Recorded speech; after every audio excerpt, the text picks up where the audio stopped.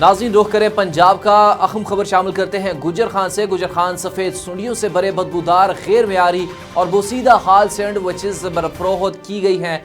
शिकायत कर railway road पर GPO चौक में वाक़या मोहसिन स्वीट एंड बेकर्स को असिस्टेंट कमिश्नर गुजर खान गुलाम अब्बास के हुक्म पर फौरी तौर पर सरहम कर दिया गया। गुजर खान से मोहम्मद यावर मनीर मल्होत्रा, नुमाइंदा हक न्यूज़ की रिपोर्ट के मुताबिक ये कार्रवाई गुजर खान के शिरकी गाँव जिन नजार के रिहायशी मिर्जा वाजिद मसूद की जानब से की गई।